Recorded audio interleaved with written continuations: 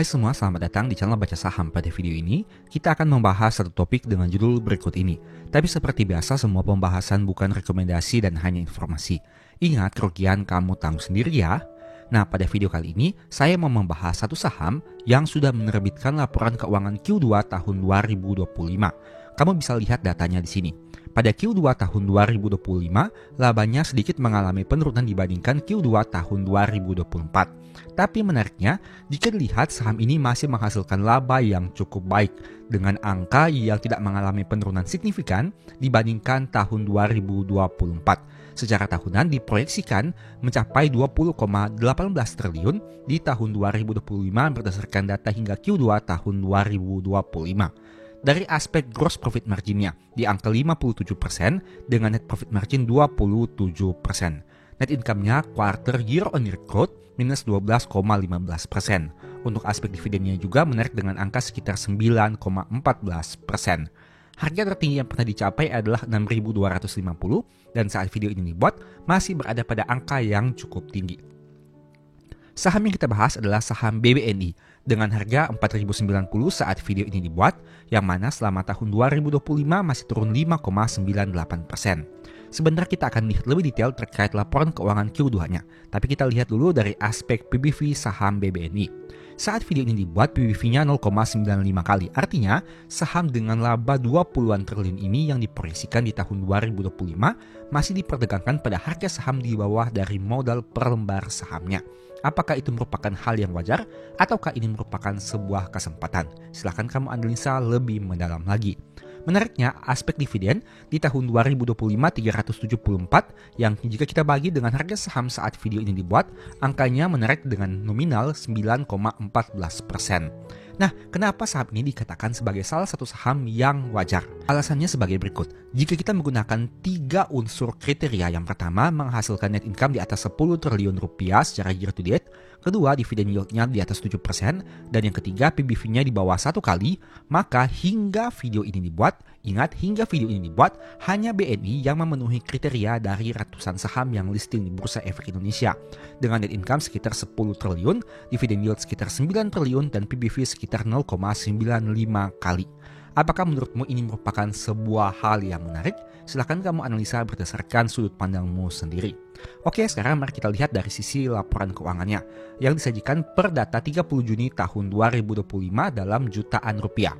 Saldo kasnya mencapai 10,5 triliun yang mengalami penurunan dibandingkan periode sebelumnya.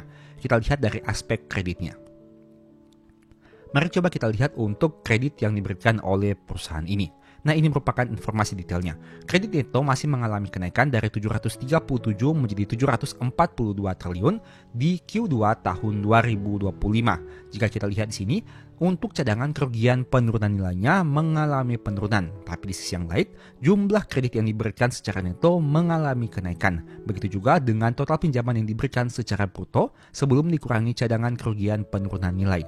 Itu artinya penyaluran kredit BNI masih mengalami pertumbuhan dibandingkan periode sebelumnya. Dari aspek liabilitas terlebih untuk total simpanan nasabah mengalami kenaikan dari 805 menjadi 899. Ini merupakan komponen giro tabungan dan deposito yang bisa kamu lihat lebih detail di catatan kaki perusahaan ini.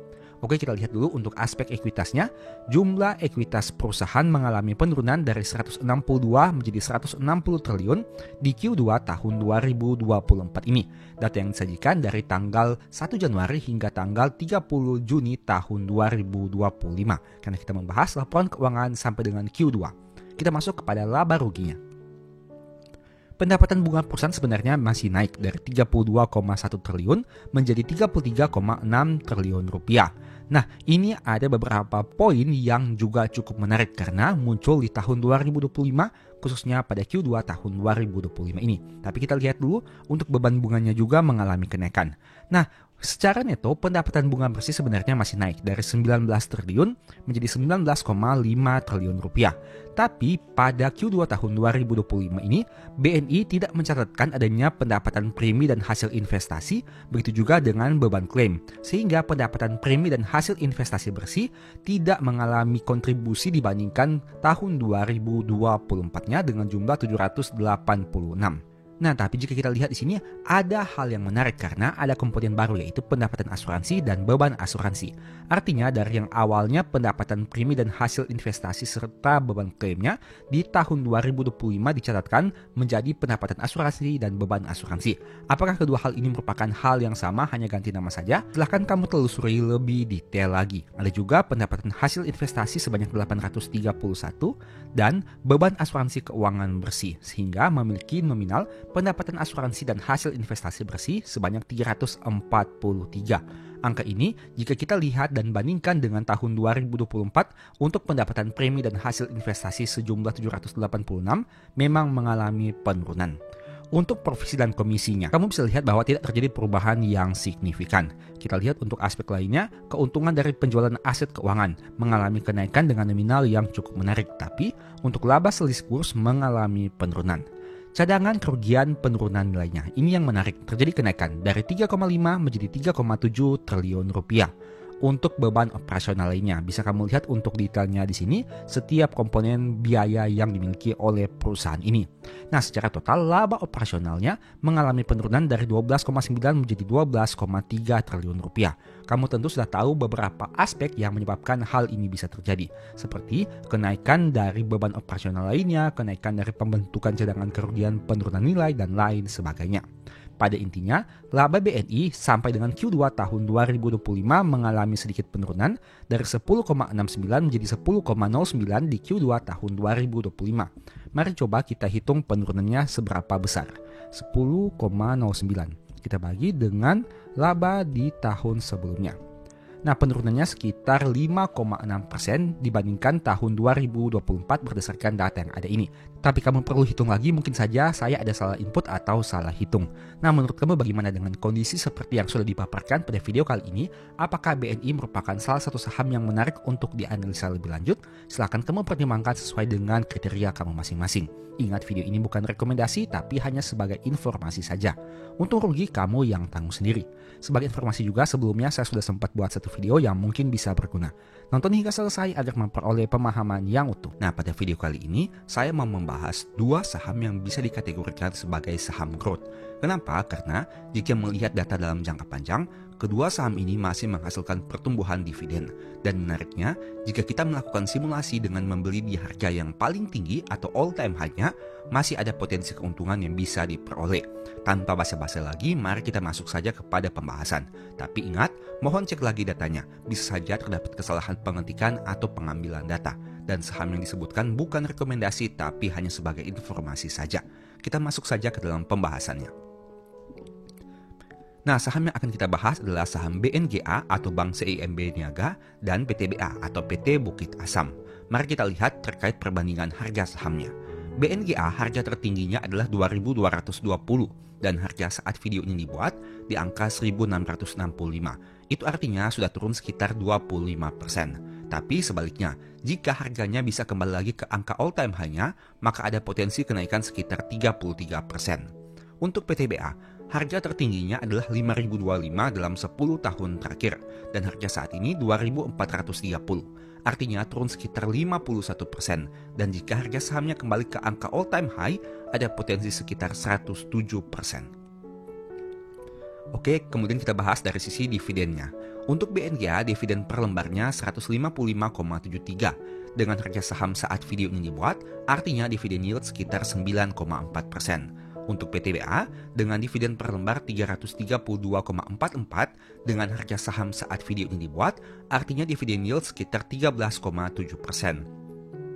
Jika kita rata-ratakan, total dividen per lembar dua saham ini adalah 488,17 dengan harga saham 4.095, yang artinya rata-rata dividen yield sekitar 11,9%. Ini untuk data tahun 2025. Bagaimana jika kita proyeksikan berdasarkan data laba Q1 tahun 2025? Nah, untuk BNGA, laba Q1 tahun 2025 mengalami kenaikan dari 1.681 menjadi 1.805, naik sekitar 7,4%. Sedangkan untuk PTBA, labanya turun dari 791 menjadi 391, turun sekitar 50%.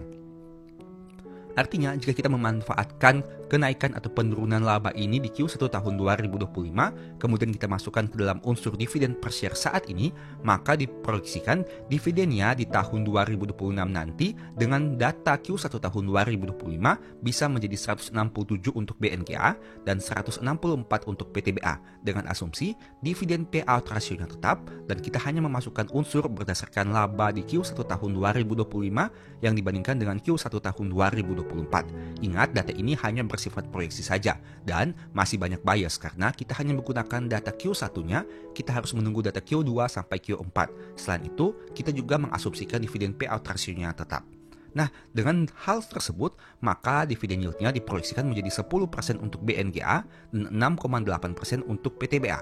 Jika kita rata-ratakan, total dividen per share-nya sekitar 331. Dan untuk rata-rata dividen yield-nya sekitar 8,10% dengan menggunakan harga saham saat video ini dibuat. Tentu jika kamu nonton video ini sudah agak lama, maka harga sahamnya harus kamu sesuaikan lagi. Nah, pembahasan tidak hanya berhenti sampai di sini saja. Mari kita lihat sekilas terkait potensi balik modal dari dividen untuk saham PTBA dan BNGA. Ini merupakan rekapan untuk dividen per share tahun 2015 sampai tahun 2025 PTBA dengan total 4.472. Tapi sekali lagi mohon cek lagi datanya, bisa saja ada salah input atau salah hitung. Nah, jika kita asumsikan membeli PTBA di harga yang paling tinggi yaitu 5.025, kamu bisa lihat datanya di sini.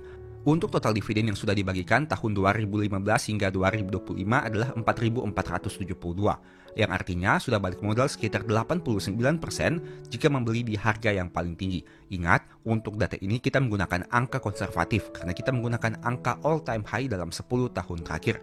Besar kemungkinan kamu mungkin bisa membelinya di harga di bawah 5.025.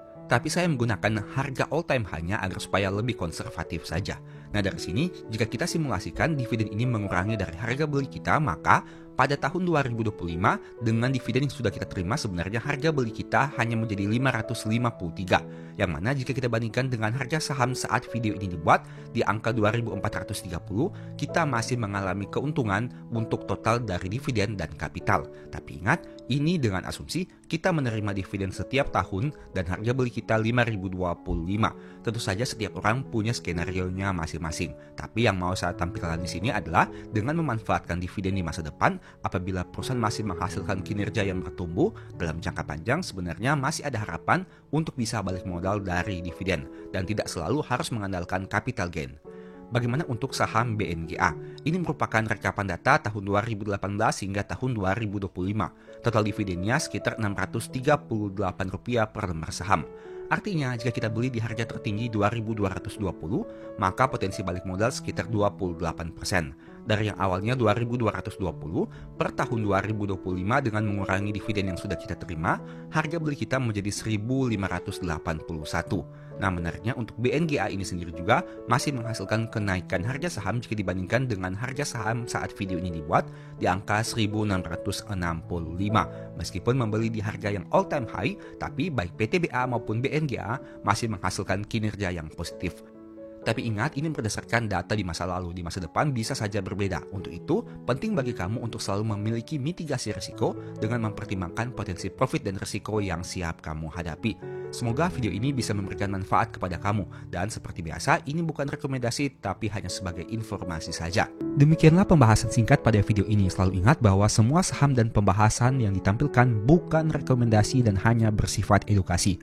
Segala risiko kerugian menjadi tanggung jawab kamu sendiri. Mohon juga agar dapat mengecek kembali data yang ditampilkan karena bisa saja terjadi kesalahan pengetikan atau pengambilan data. Di video berikutnya ini dibahas materi apa lagi? Tulis di kolom komentar ya.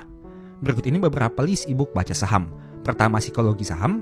Kedua, stock for living. Ketiga, strategi nabung saham. Keempat, the stock market. Dan yang kelima, cara analisa laporan keuangan. Info pembelian silakan chat saja pada nomor WA yang tercantum pada video kali ini. Sebagai informasi, kamu bisa support channel ini dengan cara melakukan pembelian produk apa saja di Shopee menggunakan link yang diklik pada video ini. Produknya bebas. Thank you.